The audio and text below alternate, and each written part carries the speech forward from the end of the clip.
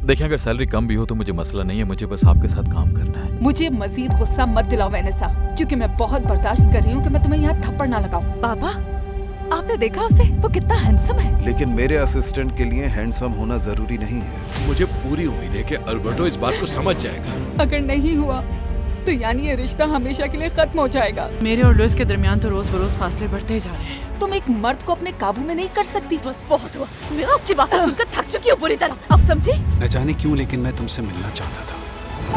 आपको शायद सुनकर अजीब लगे, लेकिन जब मैं आपसे मिली थी ऐसा एहसास हुआ था जैसे आप मेरी जिंदगी बदल देंगे।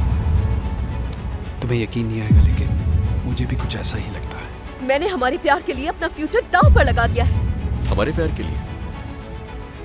फ्यूचर के लिए माफी चाहता हूँ, लेकिन तुम्हारी इन बातों में अब मुझे कोई दिलचस्पी नहीं है। तुमने मेरा जितना मजाक बनाना था बना लिया, अब ना तुम और ना ही तुम्हारी कोई दोस्त मेरा मजाक बना सकती है दोबारा।